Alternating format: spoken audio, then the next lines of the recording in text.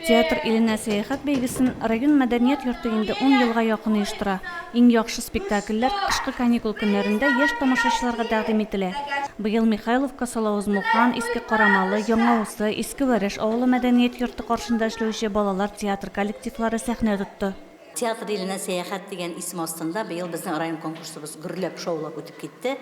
Шушы конкурста иң яхшы дип табылган 5 коллектив бүген район сәхнәсендә район балаларына кичкенә тамашачыларга үзләренең чыгышларын тәкъдим итәләр. Менә бу балалар театрын алар бик теләп йөриләр. Һәм театрны ярату, аларны сәхнәгә менгерү бу безнең киләчәктә үзешчән театрлар өчен һәм халык театры өчен бик яхшы кадрлар әзерләү булып тора. Салавыз-Мухан мәдәният йортында сәхнә балалар театры күптәннән эшли. Менә бу ел инде бу балалар кичкенә балаларны без икенче тапкыр өйрәтә, менә икенче ел чыгарабыз быел. Былтыр инде бик авырлык белән булган иде, быел инде рәхәт шундый үзләре мине дә өйрәтәләр. Шул хәтле бердәм, тату, балалар белән шул хәтле рәхәт эшләүе. Авыл мәдәният йортларында эшләүче театр коллективларында инде берничә буын алмашынырга өлгерде. Шулай да театр кичкенә артистларыбыз өчен үзе бер серле дөнья булып кала.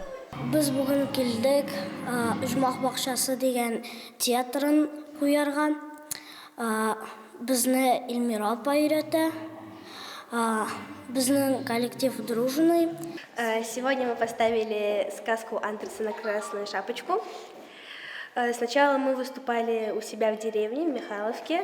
Потом нас взяли сюда, в Муслимово. Это было трудно. Мы даже иногда ругались. Но в основном вроде получилось. Я представляю детский театр Бакуртын Нишкабиль и играю роль Нишкабиль. Мне нравится этот кружок, я очень люблю ходить, общаться с друзьями своими, люблю заниматься с руководителем, это Малюша Наилевна, и мне вообще в целом нравится. Бәйге бүләксез буламыни, җиңүче коллективлар диплом һәм бергәләп кинотеатрга бару өчен сертификатлар белән бүләкләнде. Иң мөһиме, балаларыбыз сәнгатьне һәм театрны яратып үсә. Гөлназ Җәлилова, Динар Нуртдинов, Мөслим телевидениесе.